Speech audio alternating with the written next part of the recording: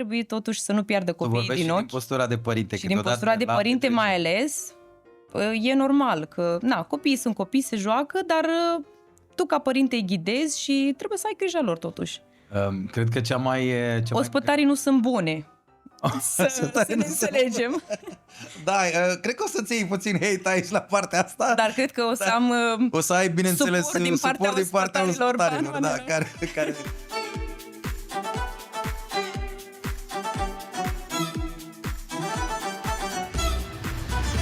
You are now listening to the 11 Podcast.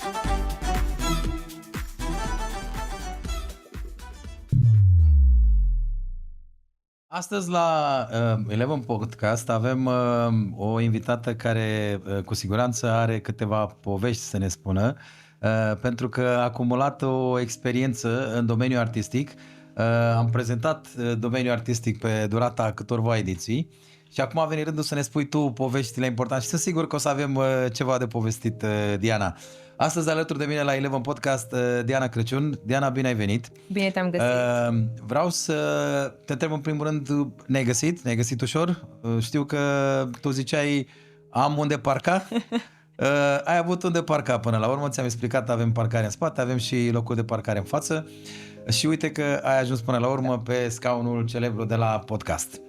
Deja spun celebru pentru că o să vedeți, urmează, bineînțeles, detalii incendiare despre ceea ce înseamnă domeniul artistic, care o să creeze, bineînțeles, o să contureze o diferită imagine despre ce înseamnă viața artistică. Am avut câțiva artiști aici, tu ești unul dintre artiștii care, bineînțeles, au ce povesti și vreau să te întreb așa în primul rând, cum e viața de artist, Diana? Cum ți se pare?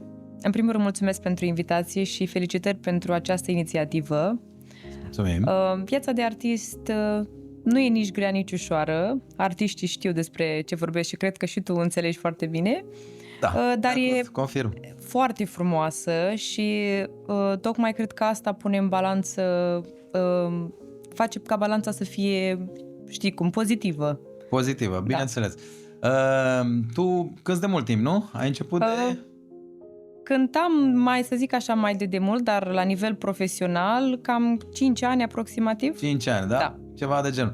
Bine, eu trebuie să spun că eu știu începuturile Dianei, o întreb pentru că vreau să-și aducă ea aminte de începuturile ei, dar știu începuturile ei, iar bineînțeles că noi colaborăm și cunoaștem foarte bine informațiile, însă vreau să văd astăzi perspectiva ta. Cum am spus, am mai avut aici și invitați dintre colegii noștri și fiecare are, bineînțeles, o perspectivă diferită despre cum este evenimentul. Noi te-am întâlnit de câteva ori la evenimente împreună, însă de cele mai multe ori tu ești singură sau cu unul dintre colegii noștri. Da. Bun, tu ai început în Londra, corect? Ai cântat și în România la evenimente sau în... Nu, doar la nivel de amator, la zile de naștere restrânse, între prieteni, să spun așa, dar nu la nivelul ăsta pe care îl facem acum, aici, la evenimente și... Aici te-ai dezvoltat. Aici m-am dezvoltat. În Londra. Da. Bun.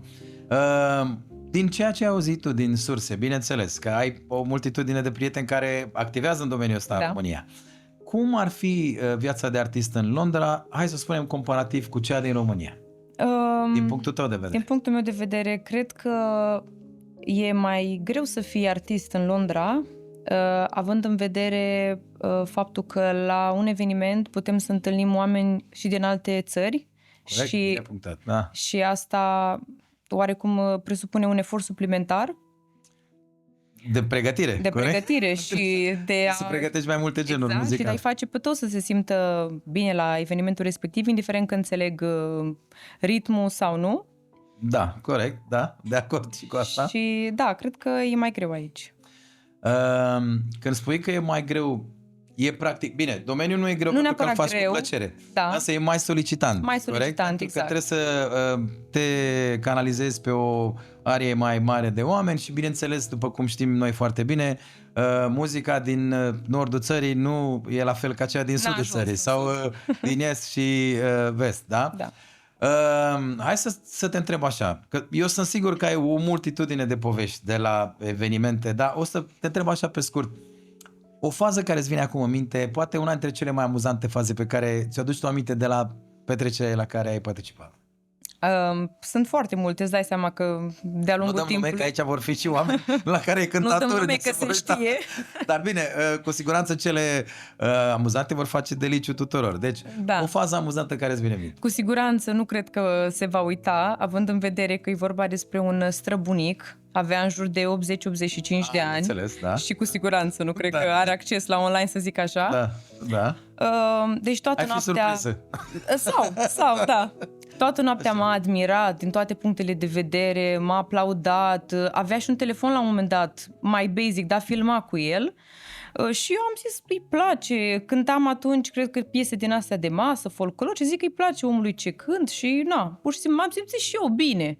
Dar eu credeam că lui îi place modul meu de a face petrecere, cum întreține atmosfera, când de fapt aproape de final, după ce băuse un pic străbunicul și făcuse curaj, a venit la mine și zice, putem să fugim și noi.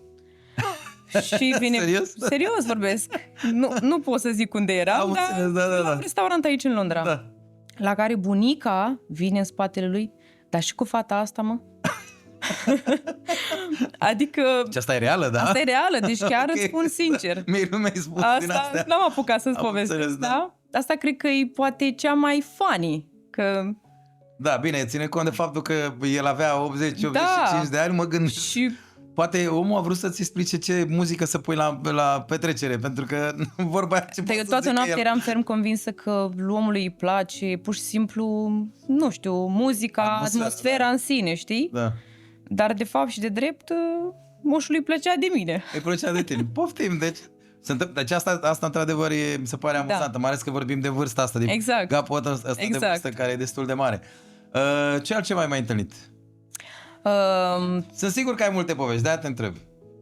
Asta e una amuzantă, da, una care totuși tot amuzantă mi s-a părut mie. Recent, la un eveniment, Da? am întâlnit tăticul care era foarte distractiv, foarte pregătit să dea și dedicație, adică el chiar venise pregătit. La un moment dat, s-a încins cam repede atmosfera și el nu mai număra banii din buzunar, cam îi dădea prea pe toți. Da. A fost luat de familie, îți dai seama, puțin retras. Hai să mai așteptăm, să mai mâncăm, să mai dansăm. Să nu te dedicați. Chestia funny din toată treaba asta e Da. că el nu mai înțelegea prea bine ce se întâmplă cu el fiind la petrecere Da. și el toată noaptea să căuta în buzunar. Adică el intenția avea, venea spre mine să căuta în buzunar, spunea ceva, dar n-apuca să se...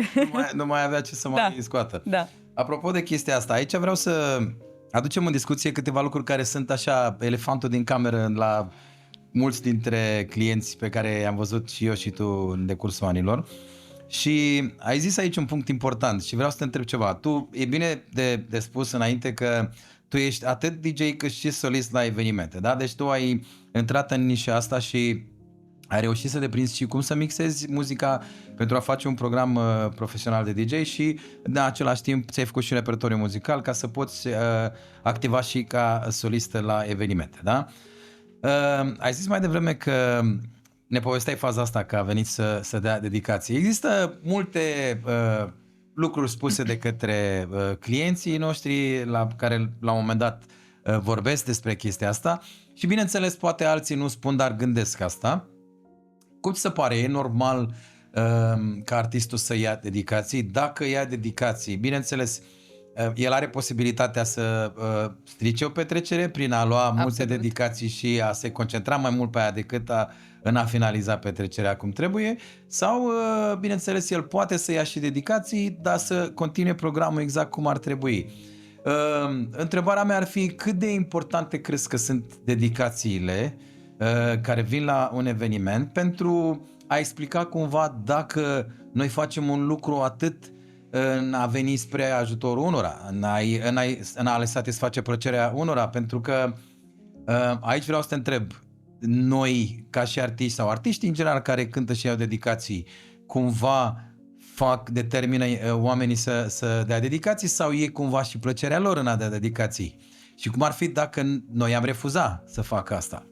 Absolut. Categoric, cred că e o categorie mică de oameni care efectiv asta e plăcerea lor, dar în mod normal eu cred, din experiența mea, că atunci când omul se simte bine și când tu nu cânti pentru bani și se vede că tu nu faci asta pentru bani, efectiv banii vin, să zic așa, odată cu atmosfera. Bineînțeles, sunt oameni și oameni, dar noi nu cântăm pentru bani, o facem cu sufletul și cred că și dacă se fac dedicații la un eveniment, nu supără pe nimeni, pentru că în același timp se întreține atmosfera la un nivel înalt în continuare și nu deranjează.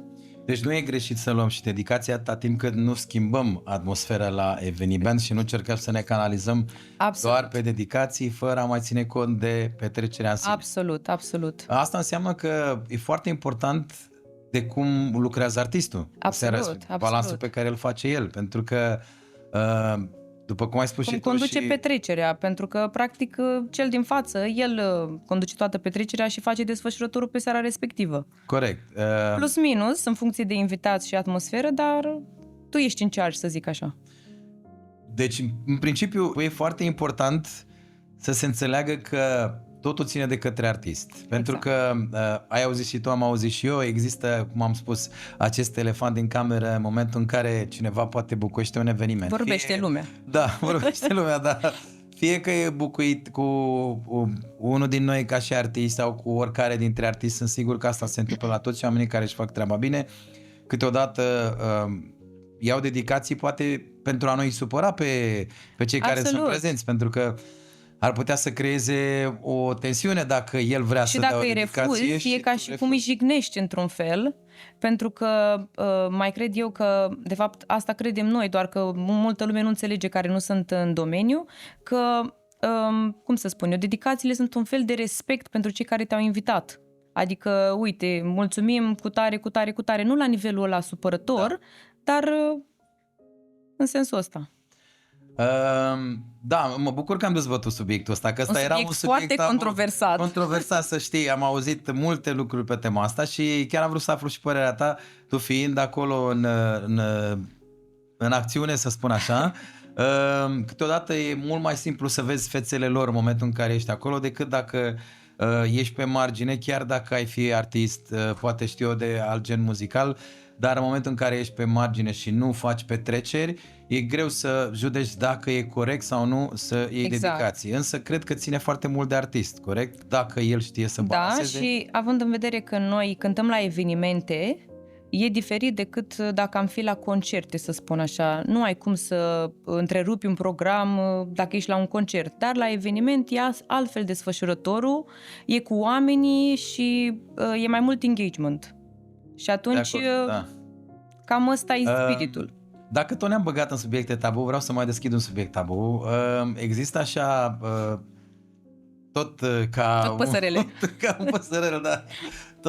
Tot un subiect de ăsta tabu discutat despre invitații care vin, am auzit, nu mi s-a întâmplat mie. Și câteodată poate nu se uită foarte atent la copii și vine un copil și îți oprește muzica sau îți dă peste microfon sau îți sunt DJ de mici, apă, cum spunem noi. Da. Bine, ei sunt copii, e de înțeles.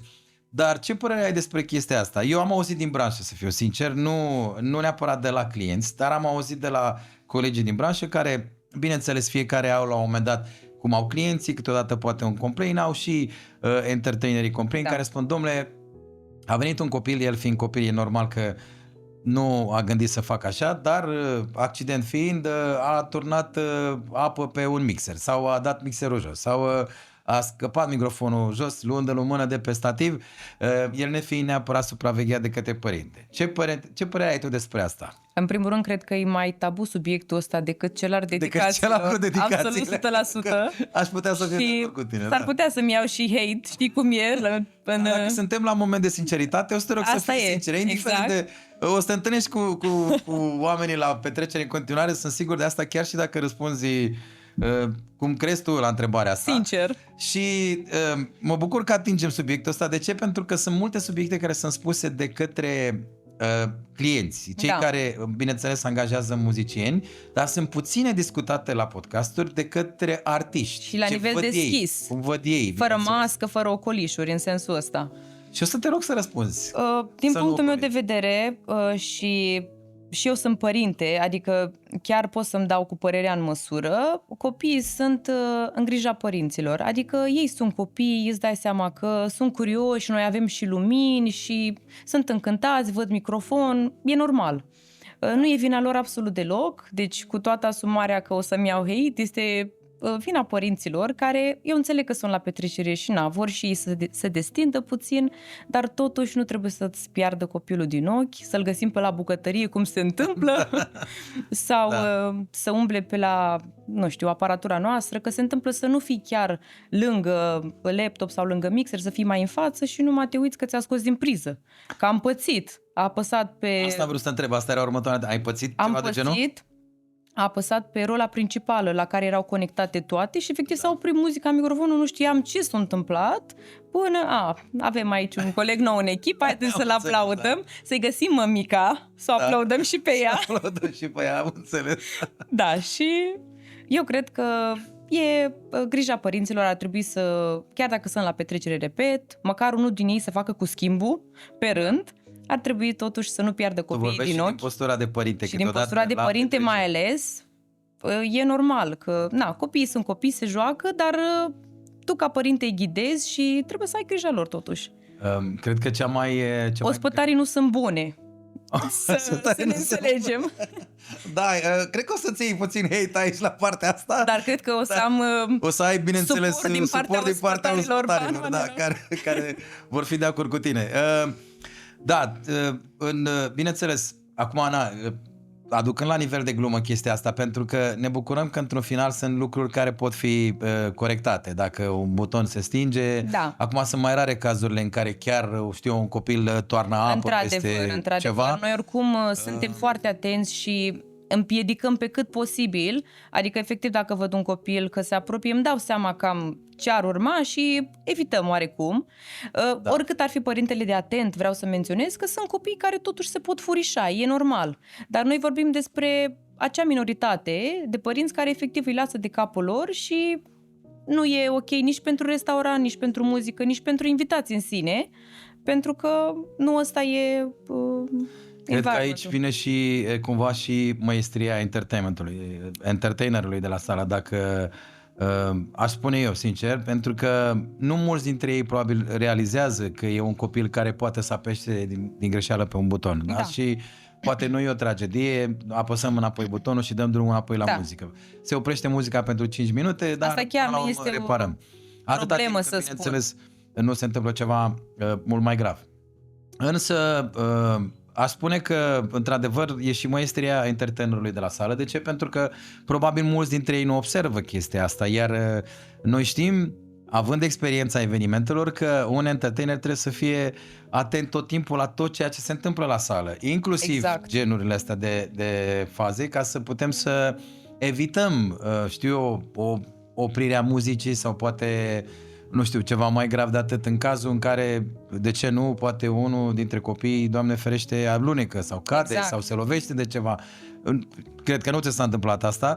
Nu, dar că s-a oprit muzica pentru că a decuplat din sursa principală, dar da, cam asta e...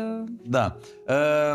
Bun, hai să te întreb altceva. Știu că sunt multe amintiri frumoase. Eu știu că unele dintre ele mi le-ai mai povestit.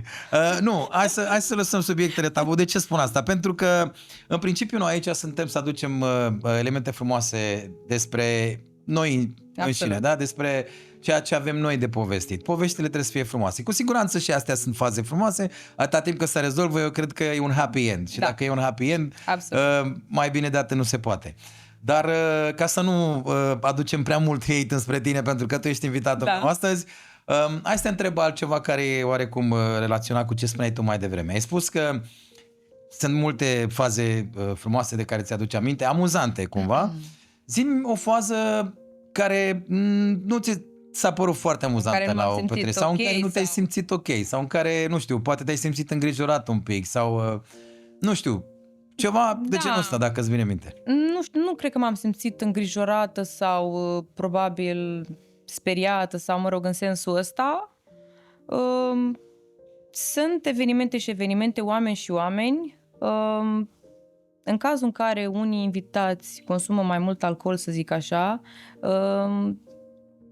cum să-ți explic eu, probabil știi ce zic, deja în secunda 2 sau, mă rog, după 2-3 pahare fac parte din formație. Ceea ce nu e o problemă gravă, că noi suntem dar nu știu repertoriu. Dar nu știu repertoriu. Da, e ok o piesă, două sau, mă rog, invitații oricum sunt foarte încântați de cele mai multe ori de toată treaba asta, dar oarecum, dacă nu se limitează la o piesă, două sau la un refren și ei deja insistă să mai cânte încă o piesă, încă o piesă, încă o piesă, deja oarecum nu strică desfășurătorul, că nu mă deranjează pe mine ca solistă la eveniment, dar strică petrecerea oarecum și simt față de gazdele care ne-au angajat la eveniment, părinți, nași, da, și așa mai departe, sau miri, că e de obligația mea de a opri acest moment, deși trebuie să fiu extrem de delicată, să nu supăr, să fiu foarte diplomată, dar oarecum să opresc momentul ăsta. Momentele, în momentul în care se insistă și nu s-a rezumat la o piesă sau la un refren sau că știu și eu o melodie. Omul dacă a prins curaj și mai știi și pe a treia și pe a patra, deja se vede că nu e ok. Vrea să cânte toată seara și nu mai se oprește programul. Exact, da. Și oamenii îl aplaudă, sunt încântați, știi cum e, dar după aia parcă e prea mult și simt privirile, în special ale gazelor, cum am spus, că îmi revin mie, adică iai microfonul cumva și eu trebuie să fac treaba asta extrem de diplomat. Uite, mulțumim frumos, aplaudăm viitorul artist și revenim la program. Da, mi-a mai venit ceva în minte acum în timp ce spuneai chestia asta. Știi că mai sunt unele persoane, unii clienți care ne spun dinainte, sau bine, poate ne dau unii dintre ei un playlist și, nu știu, poate fi mai mic sau mai mare. Poate fi mai mic sau mai mare și în același timp să-mi răspunzi cum ți se pare să ți se dea un playlist și să ții minte încă o întrebare dacă cum crezi că ar trebui să vină DJ-ul pregătit la eveniment? Cu muzica de acasă sau, bine, solistul, cu muzica de acasă sau să-și o facă la sală, în funcție de ceea ce urmărește? Să-mi readuci aminte dacă uit întrebarea. Întrebarea a doua, da, cum să... Deci prima întrebare... Hai să răspundem la prima. Repetă-te, cu playlist-ul, da. Cu playlist-ul. Referitor la playlist, la clienții care vin cu un playlist. Care sinceritatea poate fi mai mea mai din mare? acest podcast cu siguranță va aduce și mai multe controverse. Știu. Da, e venit. Dar vrem să le aflăm. Cele mai multe ori, dacă sunt invitați în anumite zone, nu știu, în care persistă un anumit gen muzical, dacă ei preferă anumite melodii și ne dau câteva repere, nu ne deranjează. E ok, înțelegem unde ești cu genul, care să-ți facem petrecerea să fii mulțumit și să te distrezi. Dar în momentul în care vii cu playlist, cap-coadă, cum s-a întâmplat să primesc pe ore, la ora 5 Catnagio, la ora 6 horă lăutărească și așa mai departe, efectiv nu mai înțeleg care e rolul meu acolo. Adică ar trebui să ne lași mână liberă dacă ai angajat pe cineva și ai avut încredere totuși, să-și facă programul cum știe el mai bine, pentru că asta cumva se leagă și de următoarea întrebare, dar o să răspund și la următoarea întrebare. Noi nu venim cu un playlist, cel puțin eu nu vin cu un playlist, totul este adaptabil, am muzică pentru toată lumea, toate genurile, toate vârstele, toate naționalitățile, dar e în funcție de cum simți în acel moment publicul, cum se distrează ei, cum reacționează sau nu. Și atunci dacă tu vii cu un playlist și oarecum mă obligi ca eu să îl urmez pas cu pas, melodie cu melodie, pentru că mi s-a întâmplat, am pus câteva melodii ca să fie persoana respectivă, mămica sau nu mai țin minte, așa, mulțumită că totuși am urmat playlist-ul. Am încercat după aia să schimb, pentru că nu erau melodii, cum să zic, prost alese, dar era prost momentul ales. Adică nu era atmosfera atât de întreținută, ca să zic așa. Și atunci am schimbat. În momentul în care am schimbat, n-a fost ok. Stați că aici la ora 5:40 era melodia asta, sau nu e ok. S-a respectat nicio problemă. Îți dai seama, îmi cer eu scuze, nu-i problemă, revenim. Și atunci petrecerea n-are cum să fie la nivelul maxim, cum știm noi să facem petreceri, pentru că tu mă limitezi pe mine. Efectiv, nu mă lași să mă conectez cu publicul, nu mă lași să urmez atmosfera și, da, efectiv mă limitez. Și oarecum se leagă cu întrebarea numărul 2, Da. că nu vin cu playlist-ul niciodată făcut de acasă sau programe. La început aveam câteva programe, sincer, că nu stăpâneam foarte bine ceea ce trebuie să fac și ca să am de la A la Z, efectiv, într-o ordine, adică începi cu piese mai ușoare, apoi mai mișcate, mă rog, ca să întreții atmosfera, dar acum nu, adică nu am programe nici când sunt solistă la evenimente, dar nici când fac DJ. Pur și simplu e efectiv în funcție de public, de atmosferă și de feedback-ul pe care îl primesc din sală, de la eveniment, în momentul evenimentului. Pentru că referitor la o întrebare, când m-ai întrebat dacă e greu domeniu, nu e greu fizic, să zic așa, cu toate că stăm în picioare. Sunt foarte, foarte multe lucruri care nu se văd în spate. Corect. Dar e muncă psihică. Deci tu, pe lângă faptul că ești atent la toți copiii, care, cum, pe unde zboară, trebuie să fii atent la gazde, trebuie să fii atent la toți invitații și inclusiv la cei de la mese. Adică ei chiar se simt bine sau se plictisesc acolo. Adică nu trebuie să uităm nici de cei care sunt la masă. Bineînțeles, ulterior noi mai lăsăm la masă, Da. dar te conectezi cu toți și atunci psihic, eu cred că, din punctul meu de vedere, e muncă. Chiar dacă nu e catalogată ca și muncă, mulți oameni zic, păi ce e așa de greu? Te duci, cânti, mai faci și bani, te îmbraci frumos, mănânci bine la restaurante, adică chiar nu e greu. Ești Dar masa în oraș? da, e foarte... Dar detaliile din spate sunt multe. Diana, vreau să te mai întreb ceva. Uite că tu tot îmi dai idei și am zis că nu vreau să te întreb despre faze care pot stârni interes sau care pot stârni critici. Sau Deja de ce cred nu că au hate. stârnit. Unele dintre ele, dar până la urmă știi cum e. Fac parte din domeniu. Trebuie să punem și cărțile pe față, că până la urmă e important ca oamenii să știe, în momentul în care ei plătesc un ban și angajează un artist, cum ești tu, să știe și ce implică din partea artistului, ce eforturi face el și cumva oamenii înțeleg mult mai ușor, probabil, e mult mai ușor să aprecieze dacă merită efortul ăla, bănuții pe care îi dau ei și eu zic că asta nu are decât poate doar să vină în ajutorul lor, nu poate să vină altfel. Subiecte controversate, spun eu, fiecare solist sau, mă rog, care activează în domeniul ăsta, e oarecum vocea tuturor, adică ce spun eu cu siguranță și alți se potrivește cu siguranță regăsesc și în cazul altora. Vor fi diplomați și probabil nu vor fi de acord în scris, dar sunt sigură că îmi vor da dreptate. Da. Uite că mi-ai stănit un nou interes acum, că mi-ai spus lucrurile astea și mă bucur că ești sincer în ceea ce spui, chiar și cu riscul de a-ți lua hate, eu sunt sigur că oamenii te vor interpreta cum trebuie.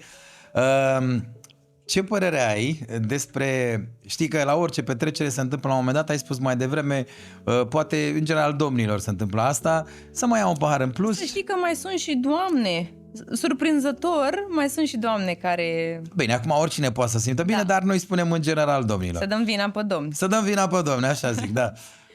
Și se întâmplă, eu sincer așa am văzut în mare parte. Acum da, asta e marea și excepții, dar marea majoritate se întâmplă domnii să fie așa.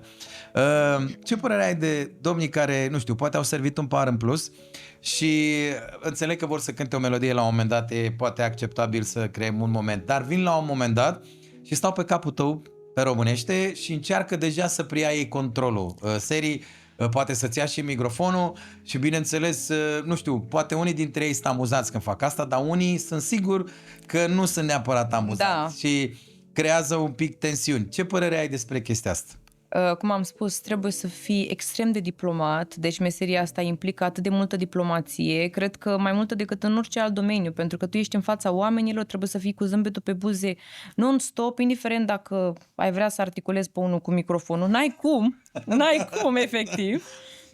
Și în același timp nici nu-l poți refuza, nici nu poți să-l faci să se simtă prost, chiar dacă el e poate mor de beat și soția l-a uitat pe acolo părăsit, că aici vreau să fac o remarcă, nu spun că soția e neapărat sau prietena, mă rog, partenera, dacă a venit însoțit, e neapărat bodyguardul, dar dacă vezi că omul puțin a băut cam mult sau așa, ar trebui totuși să intervii pentru că devine penibil atât pentru mine, pentru că sunt pus în situația asta, cât și pentru persoana respectivă, dar și pentru toți invitații.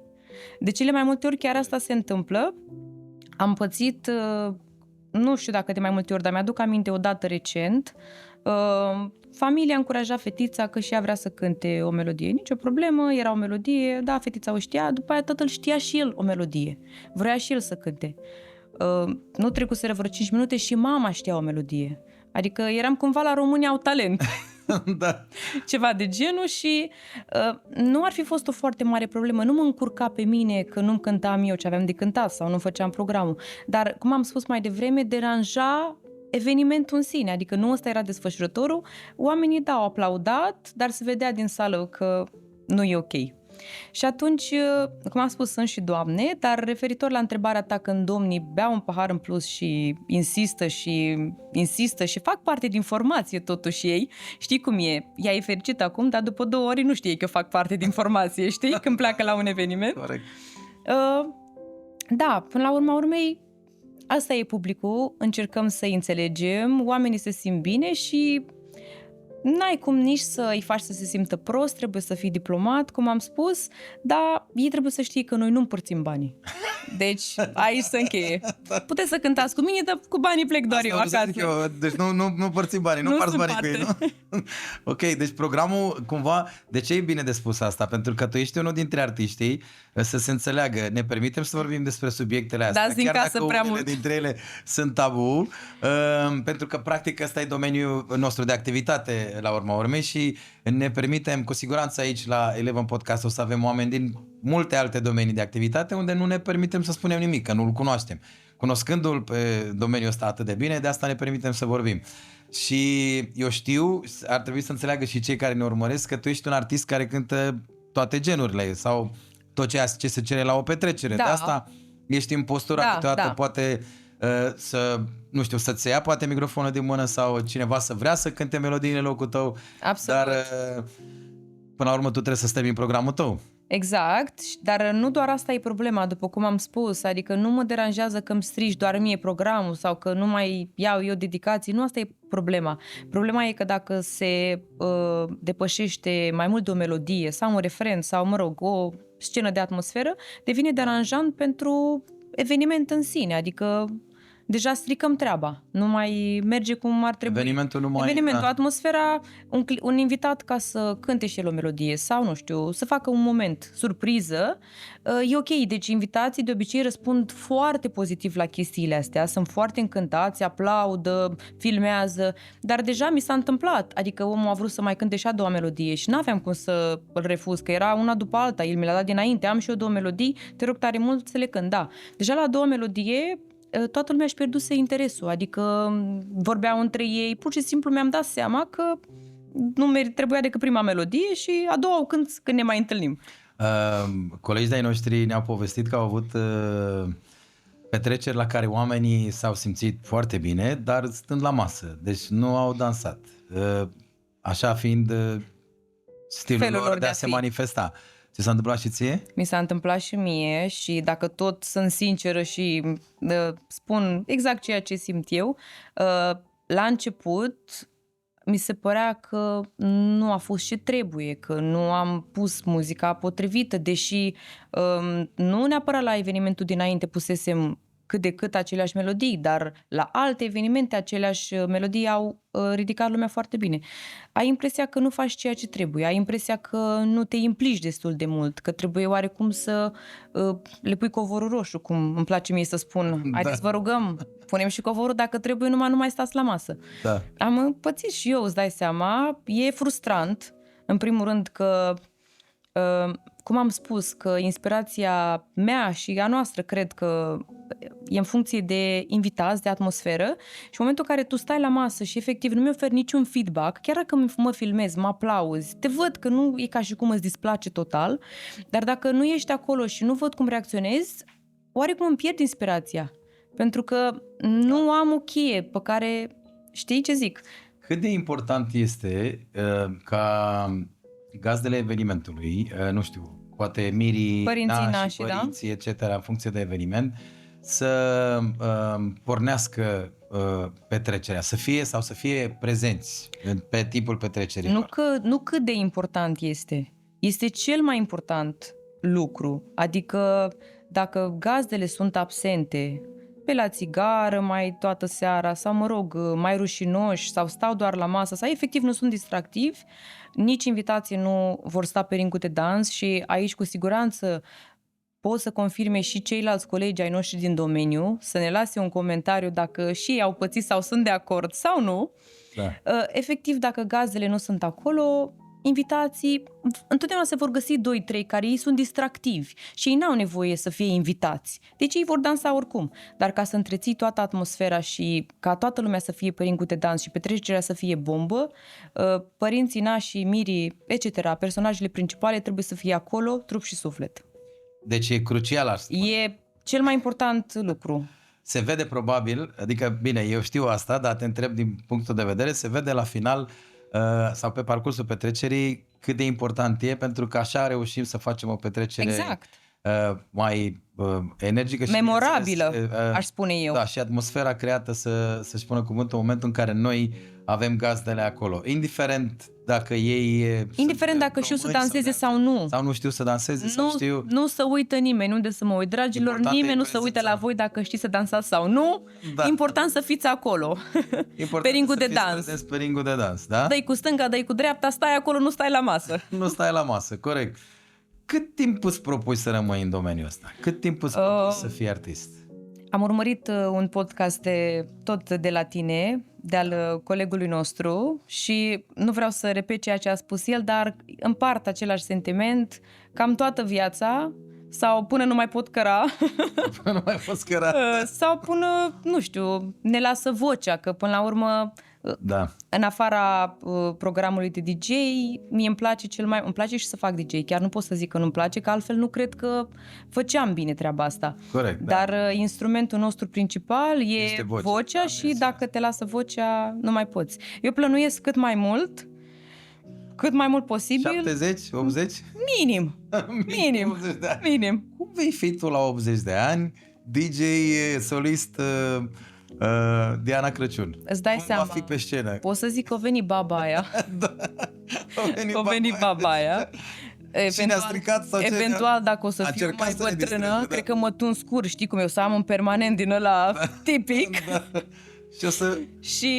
Dar dacă eu îmi fac treaba la nivelul minim pe care îl fac acum, cu siguranță în ani o să deprind și mai multă experiență, deși nu mă laud singură, dar cred că sunt la un nivel destul de bun, chiar și la 80 de ani, cu părul permanent sau în cârje, așa spun, da. sau în cârje, cred că va fi bine. Deși la 80 de ani, eu zic... Vis-a-vis de chestia asta, sunt colegi de-ai noștri care au o vârstă. Ar trebui denigrați dacă au o vârstă mai mare sau poate respectați mai mult pentru că au mai multă experiență? Din punctul meu de vedere, ar trebui respectați indiferent de vârstă, pentru că facem meseria asta și indiferent de câți ani ai sau, mă rog, cât de bătrân ești, că despre asta e vorba, nu avem cum să arătăm cu degetul sau cum să punem pe unul mai sus și unul mai jos. Pentru că respectul e același pentru toți. Meseria e la fel de grea și la fel de controversată pentru toată lumea. Indiferent că ai 60 sau 20. Probabil că ai urmărit unele dintre edițiile noastre și știi Sunt că abonată avem și... de la începuturi. Așa. Și știi că avem un motiv, avem un meniu aici pe masă, da? Pentru că vrem ca să se pregătească în timp mâncarea, da. Să nu ne se facă prea mare foame. Da. Pentru că la noi, după cum ai văzut și înainte, e și invitație la cină către toți cei pe care îi invităm aici. Vreau să te rog să alegi ceva din meniu, ce ai vrea tu să mănânci astăzi, pentru că tu ți-aduci aminte că eu ți-am zis când ai plecat de acasă să nu mănânci cu ultimele 3 zile în urmă, da? Pentru că vin și am venit pregătit, am zis, podcast, da? Aia vin la podcast, vin să mănânc. Măcar să faci pagubă, da? Deci atunci zi-mi ce ai vrea să comandăm și între timp să eu o să fiu sinceră, de salată sunt sătulă cu dieta mea. Așa? O să merg pe o ceafă. O ceafă, dar nu greșești, da? Nu, cred că ceafă pentru tine, da? Da, ceafă. Astăzi eu o să merg pe o tochitură. Tochitură, da? Da, apropiat de ceafă, ca să nu fiu nici prea departe, să am și ceva... Cred că la următoarea invitație o să mergi și o tochitură, dacă mai slăbesc. Tu ai gustat preparatele noastre, nu o să te întreb acum decât după ce degusti și preparatul ăsta. Nu știu, ai mâncat vreodată ceafă la noi sau doar... Da, am mâncat și Deci nu că sunt aici, nu am niciun interes, sinceritatea mea va fi prezentă pe tot parcursul podcastului. Mâncarea este excelentă. Atât ceafa, ciorba, absolut orice fel de mâncare este extraordinar. Asta e important.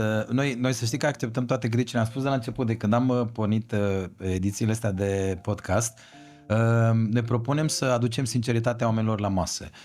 Să aducem poveștile, dar bineînțeles, dacă se poate, pe cât posibil, poveștile să fie sincere. Din partea invitaților noștri și dacă vrem povești sincere, vrem și feedback sincer vis-a-vis de mâncare, Absolut. pentru că în fiecare ediție vom avea și preparate și ăsta e scopul. De ce nu, într-un fel, ascultăm poveștile, cum e deviza noastră, noi aducem mâncarea, voi aduceți poveștile. Îmi place sloganul. Ascultăm poveștile, da. Colegii mei, trebuie să spun că, colegii mei au ales sloganul și mă bucur că s-a întâmplat așa. Sincer, e foarte interesant. Mie mi se pare chiar Potrivit, de interesant, da. potrivit pentru genul ăsta de emisiune. Și ne acceptăm și criticile. Uite, referitor la treaba asta cu mâncarea, eu, de exemplu, spun că mâncarea e foarte bună, dar cu ocazia asta, cu siguranță și oamenii care se uită pot singuri să vină aici la restaurant Eleven, să guste, să-și dea cu părerea și atunci e părerea lor contra sau alături de părerea noastră, știi? Mai mult decât atât, spun că... Pentru că voi sunteți deschiși și a la carte, așa e? Exact. Suntem deschiși și a la carte în timpul săptămânii, avem și, facem și delivery pe platforme, însă mai mult decât atât, vreau să spun că emisiunea asta care este la început, acum se formă de bebeluș. Și aici vreau, scuză-mă că te întrerup, da? mă simt onorată să fac parte printre primele episoade, da. Primele episoade. Am să zic de la început. O să ne uităm peste ceva timp, pentru că sunt sigur că o să avem de povesti mai multe peste poate ani după ce... Și să mai mi-aduc aminte câteva din astea amuzante sau știi, să mai adunăm. O să ne uităm aici pe televizor, ia să vedem cum a fost Diana la prima ediție la care a venit la Eleven Podcast. Ce e important de spus este că, bineînțeles, ne-am impus niște targete și un lucru foarte interesant, ceea ce cred eu că nu a mai fost făcut aici.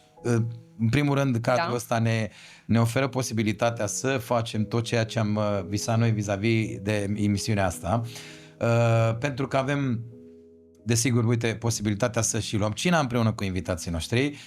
Avem un cadru, un ambient plăcut. Deci ambientul e plăcut nu doar aici, de fiecare dată. Și nu spun doar asta, tu știi, nu spun doar pentru că sunt invitat aici. Ambientul la restaurant aici, la Eleven, este minunat. Totul este absolut perfect, atât începând de la bucătărie, ospătari, barmani, toată echipa, deci ne simțim foarte bine. Și nu spun doar eu ca... Nu ți-am dat nimic, nu? Mai înainte să spui asta? Îmi dați după. După, nu? Exact. Vis-a-vis de chestia asta ziceam că poveștile noastre nu sunt doar despre persoane care au făcut ceva notabil sau despre persoane care au o funcție sau, nu știu, poate care au o funcție mai vizibilă în online sau... Da. După cum ziceai și tu mai devreme, artiștii sunt unii, 1, 2, 3 cât sunt ei, sau la o petrecere propriu-zis e un artist și 100 de invitați. Deci meseria asta de artist te pune în poziția în care tu poți să intri în contact cu foarte mulți oameni pe care... De toate felurile. De toate felurile, toate genurile, din toate anturajele. Cum spunem noi, lucrăm cu oameni beți de cele mai multe ori. Asta e partea cea mai grea a meseriei. Chiar e grea, pentru că trebuie să-i faci pe plac, să se simtă ok, băgat în seamă și diplomat în același timp. Diplomat, corect. Și să nu superi pe nimeni, să întreții atmosfera și chiar nu e ușor. Aș fi curios când o să ajungem la edițiile acelea în care avem și invitații care nu neapărat au joburi de artiști, poate au joburi naturale, comune, cu multe altele. Poate nu m-ai întrebat, dar eu nu sunt doar artistă, adică nu e ca și cum cochetez doar cu asta. Eu sunt un om simplu și, nu știu, îmi place să spun că sunt artistă, chiar îmi place și mă regăsesc foarte mult în treaba asta, dacă îmi spui ce faci, sunt artistă, dar sunt un om simplu și cred că modestia n-ar trebui să-ți lipsească, indiferent dacă, nu știu, cânti la evenimente cum o facem noi sau ajungi să cânti la concerte. Modestia Modestia poate să fie oricând de ajutor. Da. Și cum ai zis și tu, o să ne povestești și despre asta. Nu te-am întrebat încă, dar pentru că am vrut să mai întâi să comanzi, să avem timp să... Chiar mi este și foame. Am și spus ce vrem să avem. Dar, uite, vis-a-vis de chestia asta, ai spus că tu ești un om simplu și că nu ești doar artist. Mai faci și altceva în timpul săptămânii? Nu ești artist? Da, e o discrepanță foarte mare, aș spune eu, sau nu foarte mare, destul de mare. Eu în timpul săptămânii lucrez la McDonald's și nu mi-e rușine să spun chestia asta, e un job ca toate joburile. Desigur. Lucrez acolo pentru că mi oferă o flexibilitate anume, cât să pot lucra că sunt copiii la școală și mă ajută foarte mult chestia asta și mai ales că e un job de luni până vineri. Pentru că noi avem nevoie de weekenduri să fie liber, da? Să fiu artistă, da. Că altfel nu se poate. Altfel nu puteai să le împaci. Da. Dar, deci, oamenii adesea mă întreabă când te împrietenești cu ei sau dacă mergi la restaurante unde nu ne cunoaște lumea, să zic, care mai îndepărtate, da, nu în zona Londrei, dar chiar și părinții sau ce mai faceți, doar că cu asta vă ocupați? Nu, le zic, lucrez la McDonald's, sunt foarte sinceră. Da, serios? Adică e ca și cum, nu cred, îmbrăcat așa frumos, ați venit pregătită. Unii dintre ei probabil se așteaptă să fii în Parlament și adică sau să fac doar asta și știi? Da. Ți se pare greu să le împaci? Nu pot să zic că e ușor. Deci aș minți, n-aș mai fi sinceră să spun că e ușor, pentru că sunt și mamă în același timp și asta e probabil rolul cel mai important, da? Îmi place foarte mult ceea ce fac în weekenduri, deci artistă, da, ăsta e jobul numărul 1, chiar dacă e part-time să zic așa, e jobul numărul 1 și nu aș renunța pentru nimic în lume la treaba asta. E greu câteodată să le combin, pentru că de cele mai multe ori dacă avem evenimente sâmbătă, duminica, nu mai zic vinerea, pun sâmbătă, duminica, eu lucrând de luni până vineri, lucrez 7 din 7. Dar chiar dacă e greu, fac ceea ce îmi place, nu m-aș vedea stând acasă nici în timpul săptămânii și atâta timp cât ai ajutor din partea familiei, mai ales eu având copii, e totul mai ușor să zic așa, pentru că dacă n-ai avea ajutor, nu ai putea să le faci. Trebuie să spun ceva despre începutul tău, începuturile tale, pentru că știu începuturile tale ca și artist și vis-a-vis de chestia asta am o întrebare. Da. Eu știu că tu ai făcut eforturi mari să devii artist. Foarte mare, eu aș spune.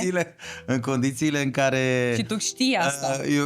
Eu știu foarte bine despre ce vorbești tu și tocmai de asta vreau să discutăm și despre chestia asta. E important ca lumea să știe. Și sunt profund recunoscătoare. Nu cred că exprim probabil atât de recunoscătoare pe cât sunt. Deci mi se pare, nu știu, incredibil. Nu pot să zic neapărat că am manifestat. Știi că e treaba asta cu manifestarea în online, adică îți dorești ceva, trebuie foarte mult să te gândești și așa mai departe. Dar eu de mic am manifestat lucrul ăsta, știam că trebuie să fac asta, indiferent, nu știam unde și cum, dar știam că asta vreau să fac în viață, știi? Nu știai unde te va duce viața, da, dar acolo. Încercam să-mi găsesc locul, să zic așa, să fac treaba asta. Tu chiar chiar cu ocazia asta, știi că ți-am spus-o de atâtea ori, dar îți mulțumesc încă o dată pentru că ai avut încredere în mine și că m-ai îndrumat. Și... Nu e totul doar despre încredere, a fost vorba și despre tine, tu știi foarte bine despre ceea ce ai putut tu să exprimi. În primul rând, e mai mult de spus. Trebuie să spunem celor care ne ascultă că nu este vorba doar despre cântat în a fi artist la evenimente. E un cumul de factori până la urmă. E vorba sunt foarte mulți cântăreți care poți să sau soliști care efectiv cântă la scenă și nu exprimă nimic, nu transmit nimic. Da. Bine, e bine de zis, am vrut să spun chestia asta pentru un simplu fapt. Nu pentru a primi mulțumirile tale. Știu că mi-ai spus. Tu știi foarte bine care e părerea mea, da. Și crede-mă că tot ceea ce s-a făcut a venit natural, nu s-a creat nimic. Tu știi asta foarte bine. Însă e un lucru de spus, pentru că tu ești unul dintre artiști. Eu am colaborat în decursul carierei mele cu mulți artiști și nu toți au avut o poveste asemănătoare în începuturile lor. Da. Tu ești unul dintre artiștii căreia trebuie să îi se menționeze începutul, pentru că tu practic ai venit de la 4 ore sau ceva de genul. Da, 3 ore jumate. 3 ore jumate până în Londra, ca efectiv doar să poți să intri în branșă. Să faci training-ul. Să intru în domeniu. Să poți să intri în domeniu. Dar nu erai sigură că poți să intri în domeniu. Ai venit pentru a fi vizionată sau pentru a face un training? Pentru mine era un început. Adică, cum să zic eu, eram acolo, intram acolo, ajungeam să văd cum se desfășoară un eveniment. Deci pentru mine nu conta banii. Deci și tu știi asta, adică nu conta, primesc, dar nici nu m-am gândit, pentru că eu nu am venit pentru bani. Eu ajungeam să ajung la un eveniment unde potențial mă vedeam și eu făcând asta și pentru mine asta era peste financiar, să zic așa, dacă m-aș fi gândit, dar nu m-am gândit niciodată. A meritat efortul? Da, categoric. Ai zis că am venit de la 3 ore jumate și așa mai departe, da, de la distanță foarte mare de Londra. Aș menționa eu și fără experiență, pentru că... Pentru training, cum ziceam. Da, adică a meritat cu siguranță efortul. Dacă ar fi să zic eu să redau timpul înapoi, probabil aș căuta mai devreme anunțul.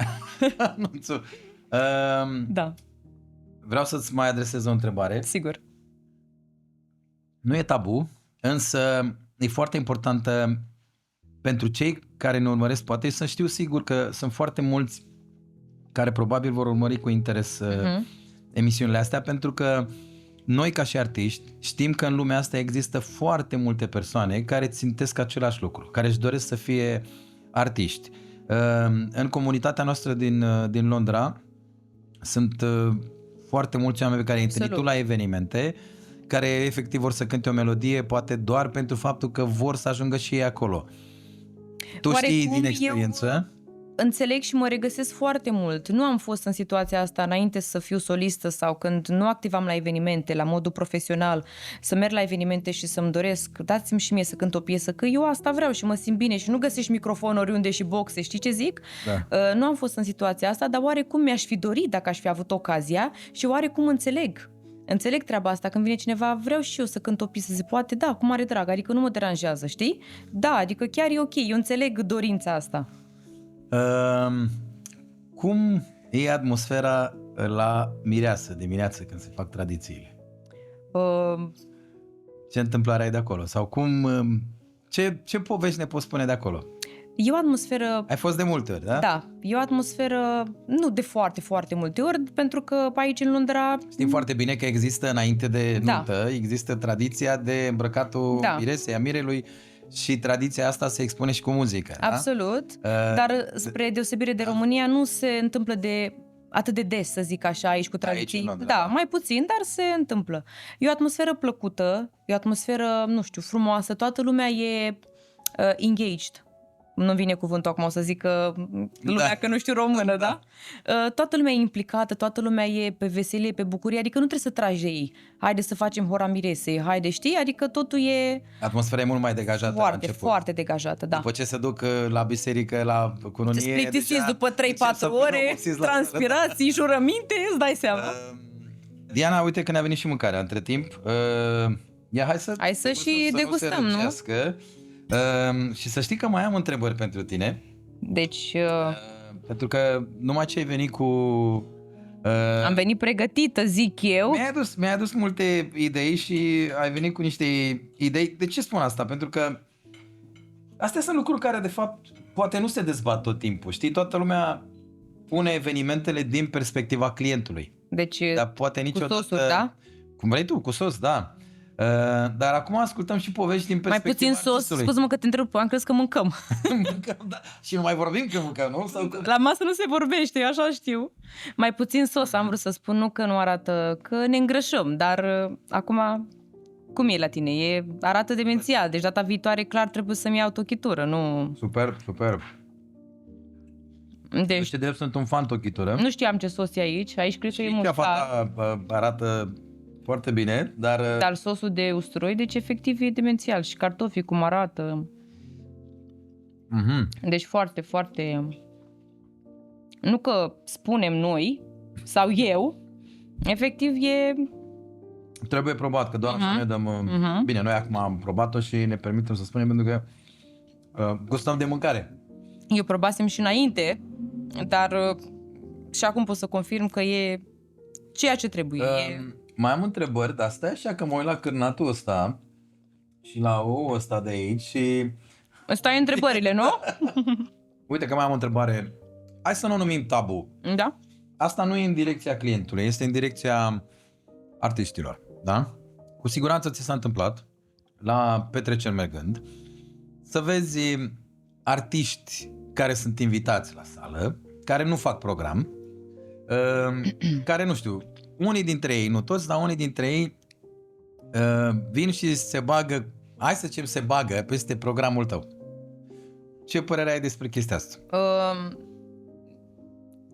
O să vorbesc din experiența în care eu am fost la sală ca DJ și era altă formație. De exemplu, cred că era o formație din România, dar nu numai. Dar atunci îmi vine exemplu.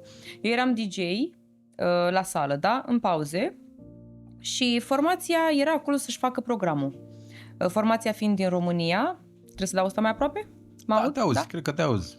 Așa. Ne auzim bine, da? Nu, că e important și vreau să se audă. Da, colegii noștri din producție ne Dacă tot nu mănânc, să ia la pachet, nu? Măcar să mă aud bine. Problemă, da, cum vrei tu? Și la Așa. Având în vedere că noi activăm în Londra și am fost la foarte multe petreceri, erau invitați care mă cunoșteau. Și am fost la petrecerile lor și au insistat să fac și eu un program.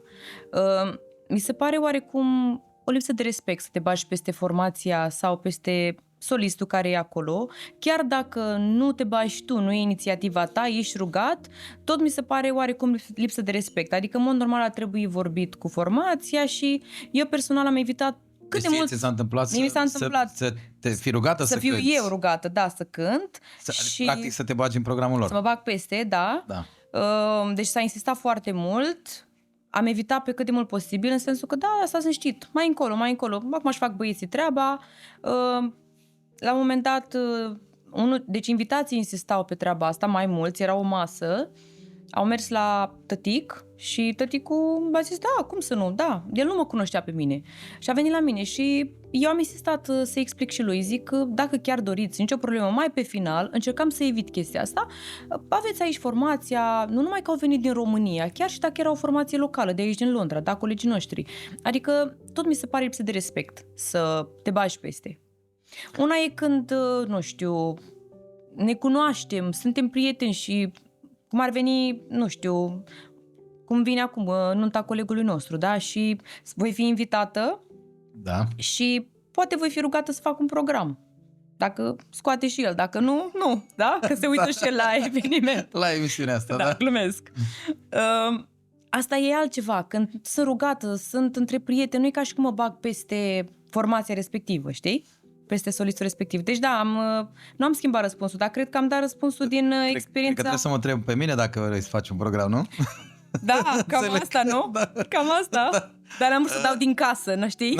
Nu dăm încă din casă, o să punem public doar, el nu știe, dar noi o să punem public nunta lui Adrian, care urmează, și a Biancăi, bineînțeles, și o să punem afiș pe ușă, nu știe, dar nu știe. Știm noi, da, o să punem afiș să toți cei care vor să vină la nunta Biancăi și a lui Adrian să vină la 11. Așa. Nu spunem data, da? Nu, 23... că... octombrie, dar nu spunem. Da.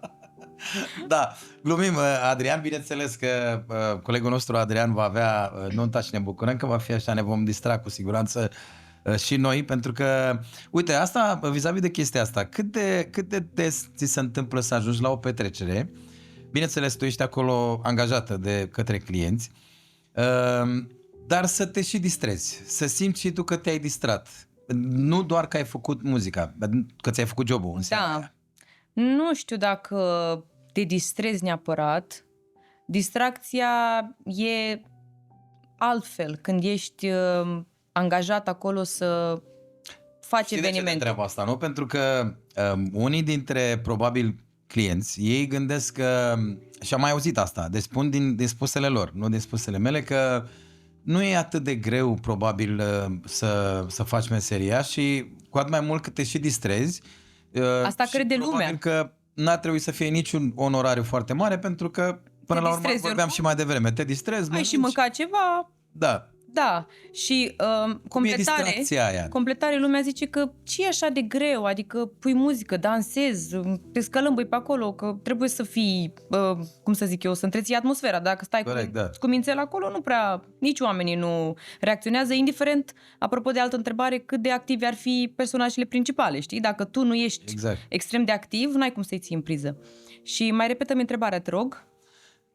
Cum ajungi tu să înțelegi că te-ai distrat sau nu la petrecerea respectivă? Deci distracția nu e distracția clasică pe care eu, de exemplu, merg invitată la o petrecere. O trăiești ca invitat, da. N-ai cum niciodată. În primul rând, tu ești la muncă. Da, eu sunt la muncă în seara aia. Nu că în timpul liber sau dacă aș merge la o petrecere beau de nu, că nu sunt genul, nu îmi place mie. Dar la o petrecere, cu atât mai mult eu sunt la muncă. Lumea îți oferă, haideți, luați un shot. Nu pot, sunt la muncă. Dumneavoastră beți la muncă? Nu, nici eu nu pot să beau la muncă. Știi? Uite, mi-ai mai dat o întrebare, dar Și nu înseamnă neapărat că trebuie să bei să te distrezi. Pur și simplu, tu muncești, cum am spus și adineauri, efectiv e muncă psihică, tu ești atent, tu știi tot ce se întâmplă în jurul tău. Tu ai analizat de la A la Z, tu de când ai fost invitat tu, cel puțin eu, dar eu tot zic tu, dar eu vorbesc din prisma mea. Corect. De când ai intrat un invitat pe ușă, eu deja, uitându-mă la el, eu știu ce îi place, ce nu-i place, nu la toți, dar 80%, știu ce să-i cânt ca să-l ating, știu ce să evit ca să nu-l supăr, să zic așa. Și atunci tu muncind în continuu și fiind în alertă peste tot, și la copiii care i-au pierdut părinții sau s-au pierdut de părinți, așa, tu n-ai cum să te distrezi. Da, distracția, din punctul meu de vedere, ca solistă, ca DJ, activând în domeniu, e când oamenii se distrează și când îi vezi că efectiv sunt fericiți și faptul că ei sunt la nivelul ăsta datorită ție, celui de acolo, asta cred că e cea mai mare distracție pentru noi. Am putea spune că de fapt distracția e mai mult o satisfacție. Exact. Da, e cuvântul potrivit. Deci practic nu e ca și cum ar fi o distracție în momentul în care mergem noi la o petrecere. Dar satisfacția asta de la evenimente e peste distracția dacă aș merge eu invitată la un eveniment sau la un club și m-aș distra, să zic așa, fără să fiu la muncă. Deci satisfacția e peste. Deci satisfacția e mai mare. Cu mult peste, da. Bun, ziceam mai devreme că mi-ai dat o idee vis-a-vis de un alt subiect tabu, pentru că tot am fost cu cărțile pe masă și am vorbit multe dintre lucruri care poate nu s-au vorbit într-o altă emisiune sau podcast, nu știu. Sau nu au fost abordate. Aminte că n-au fost abordate probabil până acum. Noi fiind amândoi artiști, cumva ne permitem să discutăm despre asta.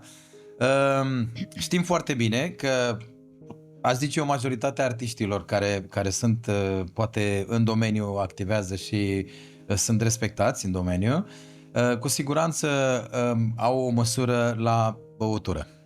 Însă există și artiști, că tot am vorbit despre invitați, să aducem și reversul medalii, să zicem că există într-adevăr și artiști care nu doar poate invitații sunt problemă. Invitații poate beau mai mult în unele cazuri. Ce părere ai despre asta? Despre, nu știu, băutura mai mult decât ar trebui din partea artiștilor? Repet ceea ce am spus adineauri și cu asta cred că și răspund la întrebare. Chiar dacă sunt domeniul ăsta, munca asta e în domeniul distracției și al evenimentelor și pui muzică și așa mai departe, da? Ești la muncă. Și atâta timp cât ești la muncă, trebuie să-ți păstrezi conduita. Cât de mult ai fi rugat și câte șaturi ți se oferă și câte pahare și câte sticle ai pe masă, tu ești la muncă. Și dacă tu îți respecti munca, dacă îți respecti publicul și gazdele și efectiv pe tine, ca artist, indiferent instrumentist sau ceea ce faci, tu ai limită și știi când să te oprești efectiv. Nu trebuie să-ți ia cineva de pe masă sau să te oprească. Deci e bine de spus că, în primul rând, asta înseamnă un respect față de tine ca și artist. Da. Înainte de a fi respect față de clienții care te-au angajat la evenimentul respectiv. Absolut, pentru că în momentul în care depășești limita și bei mai mult decât trebuie, asta e ceva normal. Când ai băut prea mult, nu mai știi ce faci, nu mai știi cum reacționezi, nu mai ești tu și nu este decât să nu te respecti pe tine. Adică deja știm cu toții care-i...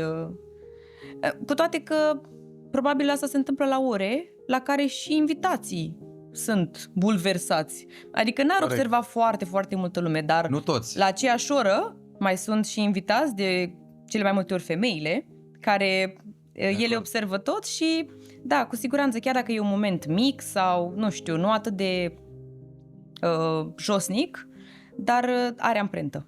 Și îți rămâne acolo în cazier, să zic așa, știi? În cazierul de artist. Da, în cazierul de artist. Bun, ai punctat bine ceea ce vreau să spun. Eu te-am ascultat cu interes pentru că tu știi foarte bine că... Oarecum ai împărtășit aceleași idei, nu? Eu cunosc cumva răspunsurile la multe dintre întrebările pe care le-am adresat, însă o să fiu sincer și o să spun că le cunosc din perspectiva mea ca artist. Acum, bineînțeles că fiecare artist în parte are o viziune a lui și eu mă bucur că tu ai împărtășit viziunea ta sinceră despre chestia asta, pentru că de ce să nu fim corecți? Mulți dintre artiști poate nu totdeauna spun chiar tot ce ar vrea. Nu știu, din diverse motive. Nu neapărat că vor să ascundă un adevăr, dar poate nu neapărat au, Dar noi nu poate am nu dat, tot timpul cel au puțin curajul nu de a dăm spune. nume, pentru că nu e ca și cum vorbim despre cineva anume. E la modul general și asta e regulă general valabilă, să zic așa. Există percepția, poate, a unora dintre ei să nu spunem lucruri care să deranjeze clienții, dar ar trebui să ne gândim că poate la un moment dat noi devenim clienți sau, nu știu, noi suntem cei care putem să fim puși în măsură să judecăm unele dintre lucrurile astea și mie îmi place să mă pun în ambele posturi, și în postura artistului și în postura clientului. Am fost, desigur, în ambele posturi, eu personal, în decursul vieții mele și parcursul carierei mele ca și artist. Și ceilalți colegi ai noștri se vor regăsi în... Cu siguranță, pentru că aici ține și de o conduită ta ca profesionist. Dacă vorbim despre artiștii care care se prezintă într-un anume fel la Absolut. evenimente. Și nu vorbim despre...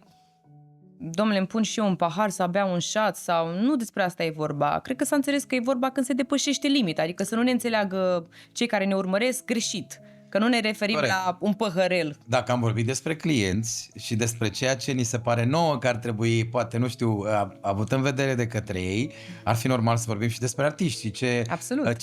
Bineînțeles, ce ar trebui ei să aibă în vedere artiștii, pentru că, până la urmă, clientul te remunerează pentru ceea ce oferi tu în acea seară. Și referitor la chestia asta, am văzut pe cineva, o colegă de-a noastră din România, am urmărit-o în online, și vorbea despre un alt subiect tabu, mi se pare mie, îmbrăcămintea la evenimente. Cum să te îmbraci la evenimente? Probabil pentru faptul că e o întrebare foarte interesantă, să știi. Da, ea a deschis cumva topicul ăsta și a spus, domnule, cum să te îmbraci la evenimente? Nu știu dacă ai urmărit-o în online. Nu știu despre cine vorbești, nu am văzut, dar adesea... Era în România, să fiu sincer cu tine, nici nu știu exact cum o cheamă. Știu sigur că e o colegă de-a noastră, împărtășește același domeniu cu noi pentru că s-a exprimat a fi artistă. Da. Și deși nu o cunosc personal și am văzut-o doar pe TikTok la un moment dat vorbind despre subiectul ăsta, te-aș întreba pe tine, cât de important este ca artistul să fie îmbrăcat adecvat la eveniment? Foarte important. Deci cred că e cel mai important. În ce sens? Tu ca artist respecti atât pe tine, dar cu atât mai mult respecti oamenii care te-au angajat. Tu nu ai cum să apari îmbrăcat, nu știu, oarecum. În primul rând că vii la un restaurant, e un eveniment important din viața lor, botez, nuntă, etc., chiar dacă e o simplă zi de naștere. Pentru ei e important evenimentul respectiv, deci respecti atât gazda, evenimentul, oamenii, cât și pe tine. Eu vorbesc acum din prisma mea ca femeie, da? Ca solistă. Poți să fii elegantă și fără să fii dezbrăcată, să zic așa, sau semi-dezbrăcată, știi? Adică trebuie să ai o limită, o decență, că îmi căutam cuvântul, și dacă ești decent, poți să fii și frumos. Nu am nimic cu fetele sau, colegile noastre care, eu acum trebuie să mai și slăbesc, știi? Ca să pot să-mi permit să fiu, glumesc. Acum, tu îți impui singură limitele. Nu, dar am făcut o glumă și chiar dacă aș fi extrem de slabă, vreodată tot nu aș putea fi, pentru că nu e genul meu. Nu mă simt eu bine să fiu descoperită și mă refer dezbrăcată, da? Să înțelege, decolteuri foarte adânci, poate nu m-ați înțeles ce vreau să zic. Da. Așa, și cum să zic eu, nu vreau să spun chestii care poate deranjează. De cele mai multe ori cred că se dorește să se compenseze cu prezența, știi ce zic? Și mai puțin cu implicarea la eveniment. Adică eu pun foarte mare accent pe cu ce mă îmbrac, mă implic foarte mult în chestia asta, pentru că îmi și place și îmi place să vin frumos în fața oamenilor. Dar au fost momente când poate am venit doar ca DJ și nu m-am împopoțonat chiar așa ca și cum aș fi fost solistă.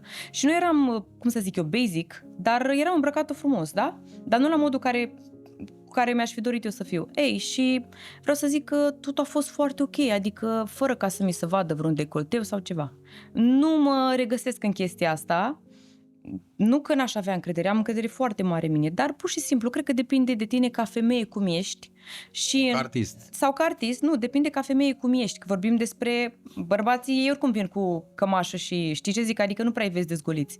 Dar depinde cum ești tu ca femeie și în viața privată. Adică eu și în timpul meu liber nu mă aștept la o petrecere indecent îmbrăcată. Cum se înțelege un DJ/solistă cu o formație la un eveniment? Când se întâlnesc? Iarăși depinde foarte mult de capacitatea fiecăruia. Da? De exemplu, depinde foarte mult de mine ca om, cum știu eu să mă adaptez. Am întâlnit, nu știu, și formații care au fost foarte ok, ne-au integrat, nu ne-au văzut, cum să zic, ca și concurență, chiar dacă știau că și noi cântăm, să zic așa, și ne-au integrat foarte frumos, ne-am simțit foarte ok, dar au fost și situații în care am simțit, cum să zic eu, nu ne-am simțit ok, da? Nu ne-am simțit integrați. Și atunci eu... Poate nu s-a întâmplat ca artiștii să fie pe aceeași lungime de undă. Dar nu doar asta, pur și simplu simți când se vrea să fii dat la o parte sau, mă rog, știi ce zic, e o chestie, e o situație pe care o simți. Dar eu sunt omul care, cred că e o calitate, acum nu vreau să mă laud, dar cred că e o calitate să știi să te adaptezi. Să te dai după om. Dacă știi cum e, te primește frumos, te dai după el, dacă nu, tot îți faci loc, lași loc de bună ziua, îți vezi de pătrățica ta și scopul nostru principal e să iasă bine evenimentul. Aș menționa că suntem colegi în seara respectivă, indiferent că ne cunoaștem sau nu, sau că împărtășim aceleași sentimente sau ne placem sau nu, suntem colegi la evenimentul respectiv, trebuie să fim prieteni, să zic așa, și da, te adaptezi. Care e artistul preferat al Dianei Crăciun? Sunt mai mulți, dar de ceva timp, de mulți ani de zile, chiar dinainte să activez eu profesional în domeniul ăsta al evenimentelor și până și în prezent, adică nu mi s-a schimbat opțiunea, Irina Lepa. Nu știu dacă... Irina Lepa, da. Deci o admir și îmi place foarte mult atât stilul ei, cât și dacă vei urmări sau urmărești și stilul vestimentar și modul de a face atmosferă, cât și repertoriu. Adică cântă absolut toate genurile și mi se pare super. Adică oarecum nu sunt la nivelul ei, îți dai seama, dar mă regăsesc, știi? Și îmi place foarte mult de ea. Am mâncat? Cum ți s-a părut mâncarea? Asta ziceam, revenim după masă, da? Sper că nu se vede, am și eu asta mai lărguță. Nu se vede. Nu se vede, mulțumesc. Dar să știi că feedback-ul ne interesează. Foarte bun, extraordinar de delicios. Repet, am mâncat și înainte, adică eu știam, dar chiar... Ai mai mâncat înainte ceafă? L-am preparat. Ceafă, cred că am mâncat din Mix Grill, din platoul cel mare, nu așa meniu individual, dar top, adică și atunci și acum și eu cu siguranță vreau să fac o paranteză, că tu știi, eu locuiesc la distanță față de restaurant Eleven aici. Dacă ai fi fost mai aproape, cu siguranță aș fi comandat mai des, deci îți spun sincer. Îmi imaginez, nu se poate comanda la atâta distanță. Cine știe, poate facem o locație mai aproape de zona în care locuiești tu și atunci te invităm să vii la Eleven. Atunci chiar nu mai am nicio scuză, trebuie să comand. Chiar nu mai ai nicio scuză atunci. Da. Care e preparatul tău preferat? De aici, de la Eleven sau în general? În general, și dacă se regăsește la Eleven, Da, în general ceafa. Deci, e preparatul tău. Ușa se ține cu ceafă. Am înțeles. Nu, ceafa în general. Deci aici, să înțeleg că de asta ai cerut ceafă, da? De asta, acum ți-am zis salată în timpul dietă, în timpul săptămânii, dar am zis gata, lasă cu salata, totuși. Cu siguranță și salata e bună, că am mâncat și salată în perioadele mele când eram mai la dietă, să zic așa, și la fel de gustoasă, dar am zis, dom'le, dacă tot m-ai chemat, lasă cu salata, să mănânc și eu ceva bun, știi? Da, o singură sau cel puțin o dată putem să facem o excepție. Da, în general îmi place carnea la grătar. O să zic că lumea, de-aia erai grasă. Da, de-aia eram grasă, adică să știți. Da, bine, asta nu e un lucru rău, pentru că noi știm că are suficient de multe proteine carnea încât să ne ajute. Numai că ceafa are și grăsime. Și grăsime, da, pe lângă proteine. Da. Diana, după cum știi, probabil ai urmărit una dintre edițiile noastre, noi avem și un mic joc. Ok. Și ai 3 secunde să ne răspunzi la câteva întrebări. care nu sunt grele. Acum vedem dacă producția ți-au pregătit întrebări grele sau ușoare. Tabuuri sau nu. Nu totdeauna știu întrebările. Dar o să mă uit și eu împreună cu tine și vreau să îmi răspunzi în 3 secunde care să-mi dai răspunsul la întrebările respective, da? Colegii să dea pe screen întrebările, da? Hai, să vedem răspunsurile tale. Cafea sau ceai? Cafea. Răsărit sau apus? Apus. Dulce sau sărat? Sărat. Ok. Să conduci sau să fii condus? Să conduc. Ce să fac? Aia e. Spui ce gândești sau păstrezi liniștea? Eu păstrez liniștea, nu pot sta că sunt moldoveancă. Logică sau instinct? Instinct.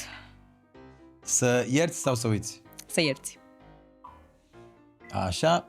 Ceri ajutor sau te descurci singură? Mă descurc singură. Trecutul sau viitorul? Viitorul. Să visezi măreț sau să dormi liniștit? Să visez cât mai măreț. Interesant. Mintea sau inima? Mintea. Aoleu, deci ai răspuns la întrebări. Da, Ai atât. răspuns corect, da? Corect. Bun. Ați spus adevărul. A spus adevărul, da? Am pus testul poligraf aici, da? Hai să te întreb și pe tine. Mi-a atras atenția chestia asta. Multe lucruri știu despre tine. Știu că ești una dintre persoanele care visează măreț. Nu știu, ca să fiu sincer, multe despre viața ta personală, pentru că n-am avut ocazia să vorbim lucrurile astea. Și probabil că consider eu că viața personală a fiecărui om trebuie să rămână personală. De asta îi zice viață personală. Dar fiindcă suntem la masa podcastului și a sincerității, ar trebui să numim masa asta masa sincerității, nu? Ar trebui. Adică să putem să aducem, să ne gândim să aducem secrete. Trebuie să vii cu test poligraf să fim sinceri, și da. să fim sinceri pe bune. Ok. Vreau să te întreb, ai răspuns la una dintre întrebări, ai zis mintea sau inima, ai spus mintea. De ce mintea și nu inima? Pentru că dacă mintea e limpede, și inima e ceea ce trebuie. Dar dacă te ghidezi doar după inimă și nu conectezi și mintea, nu merge. Dar dacă mintea ta e limpede și repete ceea ce trebuie, automat și calea inimii e concordată cu inima. E un cerc. Deci, sunt legate oarecum. Alegerile tale personale sunt în concordanță între ceea ce gândește inima și mintea, da? Da. Dar decizia finală o are mintea. Da, pentru că mintea care conduce inima. Conduce și inima, exact. Dar invers nu. E din punctul meu de vedere. important ca oamenii să gândească așa? Consideri tu? Din punctul meu de vedere, da. Da. Și oamenii care gândesc invers? Consider că greșesc sau... Nu știu dacă sunt eu în măsură să spun că greșesc sau nu, dar din punctul meu de vedere eu nu prefer să fac asta sau nu aș putea să fac asta, pentru că rațiunea e cea care dictează și inima, din punctul meu de vedere. Tu, nu știu multe despre tine în mod personal, dar știu că ai o poveste de viață interesantă și ca atare tu ai 2 copii, ești într-o relație armonioasă cu Marius, pe care îl salutăm. Da, și eu, care a rămas acum acasă cu care copii. a rămas cu copii, da. Și vreau să fac o paranteză, da. Când m-ai întrebat dacă meseria e grea sau ușoară, ți-am zis că e grea și așa mai departe, dar cu ajutorul familiei, și aici m-am referit la el în mare parte, pentru că el mă ajută foarte mult și nu doar în timpul evenimentelor, adică în timpul weekendului, în marea majoritate, când am nevoie, el e cel care mă ajută și e acolo. Nu o să spun multe întrebări indiscrete, doar o întrebare. Bineînțeles, ne-ai spus că cum e, dacă e ușor sau greu să încerci să armonizezi meseria cu, bineînțeles, familia, să reușești să le pui pe toate, să le așezi pe toate într-o ordine anume încât să poată să-ți iasă și rolul de mămică și rolul de solistă DJ la petreceri private. Dar și de femeie în casă, că e o chestie importantă. Nu zic că e mai ușor ca bărbat să faci treaba asta, dar oarecum e. Ca bărbat solist, de exemplu, instrumentist, DJ, activând în domeniul ăsta, e mult mai ușor decât să fii solistă femeie mamă. Deci e cu totul altceva. din punctul meu de vedere, e un pic mai greu, știi? Adică una îi pleacă tata de acasă, una îi pleacă mama de acasă. Întrebarea mea era despre ceea ce eu știu personal despre trecutul tău, e că tu ai reușit să treci peste niște perioade grele în viața ta și totuși să te stabilizezi și să încerci să vezi lumea cu alți ochi și bineînțeles cu ajutorul celor din jurul tău să poți să progresezi în visul tău și în planurile de familie ale tale personale. Consider că oamenii au nevoie doar de un impuls bun pentru a trece peste momentele grele prin care ai trecut și tu sau ar trebui să fie susținuți, contează foarte mult susținerea celor din jurul lor? Contează foarte mult și susținerea din jurul lor, dar din punctul meu de vedere totul ține de tine. Dacă alegi să stai în groapă sau vrei să te ridici. Faptul e consuma, situația este ce este în momentul respectiv și nu ai decât să te gândești de ce s-a ajuns, unde s-a ajuns, că s-a terminat sau indiferent despre ce vorbim, știi, la modul general. Cred că se înțelege la ce ne referim. Da. Adică, cum să zic eu, situația în care ai ajuns în momentul respectiv trebuie să-ți amintească de ce. Și de ce ăla te face să înțelegi. Nu e ușor și, nu știu, probabil că unora dintre noi așa ne este scris. Știi ce zic? Cred că ăsta e destinul. Dar fiecare înfrângere te face mai puternic. Și acum n-am vrut să par deșteaptă. Sunt, dar așa a venit. Nu, dar fiecare șut e un pas înainte. Da, deci tu ai reușit, bineînțeles, să crești ca și să te ridici ca pasărea Phoenix din cenușă. Acum, uitându-mă în spate, nu cred că are neapărat o relevanță sau nu, dar cred că a făcut parte din soarta, din destinul meu, pentru că deși a fost un eveniment nefericit, să zic așa, la momentul respectiv, da, viața a luat o întorsătură, deși a apărut sfârșitul lumii, pe moment, viața a luat o întorsătură foarte diferită și m-a dus oarecum unde vroiam eu. Adică, efectiv, parcă trebuia să fiu luată de aici și pusă aici. Știi? Așa am simțit-o și acum, dacă mă uit în urmă, încă cred lucrul ăsta. Nimic nu e întâmplător.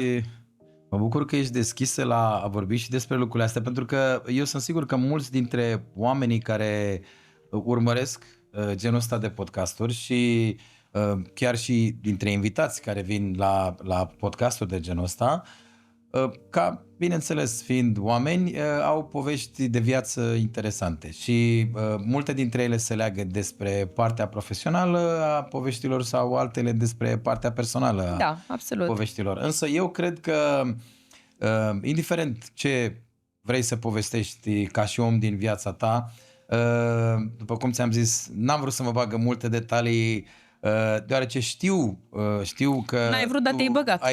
Știu că, da, exact. Știu că tu ai trecut, dar scopul acesta, peste unele faze proaste în viață sau să spun niște amintiri care nu ne fac plăcere totdeauna să le revedem sau să le readucem. Să ne le reamintim, da? Cu toate astea, cred că sinceritatea oamenilor, indiferent dacă li se adresează o întrebare de gen sau nu, spun asta pentru că emisiile astea de podcast sunt la început și cu siguranță pe parcursul emisiunilor vor fi întrebări care vor aduce referire și la viața personală a oamenilor, iar oamenii care vor fi invitați aici vreau să înțeleagă că nu vrem să aducem momente urâte în amintirea lor. Absolut. Să vrem să aducem momente de sinceritate, pentru că și momente care au schimbat oarecum, adică vorbim de viață. Că asta a fost și scopul întrebării. Momente care m-ai întrebat tu, visezi măreț sau referitor la întrebarea din joculeț, știi? Da, mereu am visat măreț și...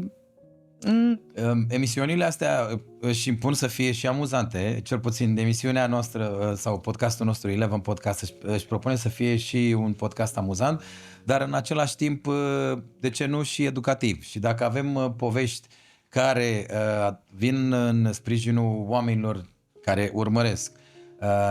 Bineînțeles, povești de viață, cum toți avem povești de viață, unele mai interesante decât altele, și putem să povestim din acele povești, mie mi se pare un lucru câștigat, atât pentru invitat cât și pentru cei care ascultă. Pentru că până la urmă vorbim de ceva natural în viață, se întâmplă fără voia noastră de multe ori. Absolut. Decizii care nu stau în puterea noastră de multe ori. Absolut. Și atunci e educativ. Pentru Da. că, adică Și sunt lucruri care detalii, alții fac pot parte învăța. din viață, adică efectiv fac parte, vorbim de mine, face parte din viața mea, nu am nici de ce și nici nu vreau să ascund chestia asta. Oamenii oricum interesează, la eveniment mă refer, cum ești tu ca artist, nici de cum, ce viață ai sau ai avut, știi? Dar fac Corect. parte din viața noastră și trebuie să fii tu întotdeauna. Niciodată să nu te dai ceea ce nu ești. Asta cred Corect. eu și insist, știi? Corect. Diana, vreau să-ți mulțumesc foarte mult că ai venit la noi la podcast. Eu îți mulțumesc. Pentru că ne-ai povestit multe lucruri interesante, zic eu. Am deschis multe subiecte tabu și mă bucur că am Cam făcut-o multe. pentru că era cazul, zic eu, ca un artist să vină și să scoată elefantul din cameră, știi? Pentru că există multe lucruri care se vorbesc și Cu siguranță vor nu s-au mai dezbătut. apărea elefanți, idei gen. Sunt sigur de asta, dar atâta timp cât oamenii sunt sinceri în ceea ce spun și expun viziunea lor, nu mi se pare greșit nimic în asta. Până la urmă, toți avem dreptul la o viziune. Absolut. Asta e viziunea Opinia, nu? fiecăruia din... Uite, în cazul tău din prisma artistului, în cazul altora poate din altă poziție de artist sau de... Da. Uh, Nu cred că cel e care- ceva corect sau greșit, știi? Pur și simplu fiecare are opinia lui și atunci Corect, da. Sper că ți-a plăcut la noi. Mi-a plăcut și, tare mult.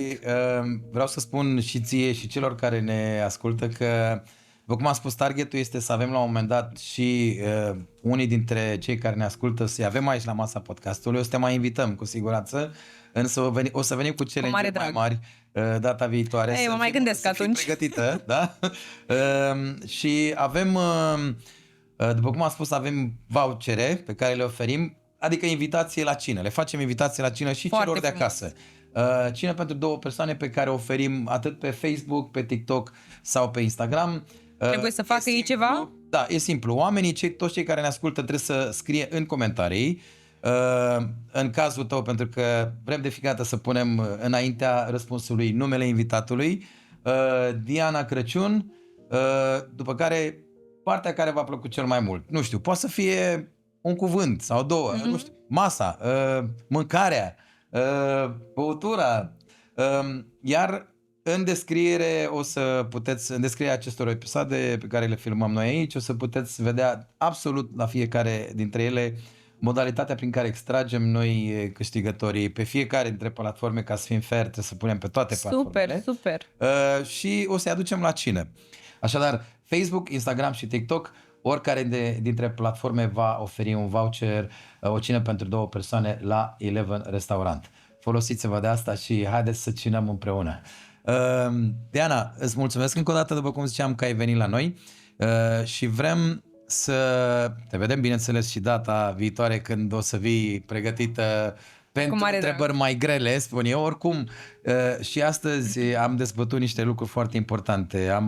Cred că au fost destul de Am scos grele. cumva elefantul din cameră oarecum. Așteptăm acum să vedem și feedback-ul pe care îl face în online, răspunsurile pe care unele dintre ele sunt interesante, aș spune eu. Și eu, da. Unele, și eu cred. unele n-au fost atinse poate de către alții artiști sau de către alți protagoniști. Sau alți protagoniști, da? Așadar, data viitoare promitem că o să avem noi întrebări mai grele la joculețul nostru și de ce nu o să ai tu povești mai multe și poate și cântăm data viitoare. Poftim, da, data viitoare nu o să mai scapi, o să ne cânti, da? Data viitoare o să vrem să ne și cânti și practic așa o să ne destindem în timp ce mâncăm, o să și cântăm cu mâncarea în gură și vedem ce o să iasă, da? Exact.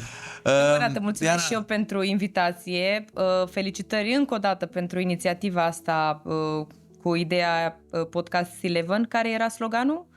Noi aducem mâncarea, voi aduceți povestea. Deci mi se pare super mișto și mă simt onorată să fiu printre primii invitați. Deci mulțumesc, felicitări și mult succes cât mai mulți invitați vorbăreți cât mai mulți invitați. Da, tu chiar ai fost unul dintre ei pentru că Fost ai nevorbită. dat multe din casă. Ai dat multe din casă. Așadar, oameni buni, țineți aproape cu noi, o să avem mai multe lucruri de povestit, mai multe premii, cu siguranță interesante. Noi aducem mâncarea, voi aduceți povestea, ne întâlnim la următoarea emisie. Seară bună tuturor!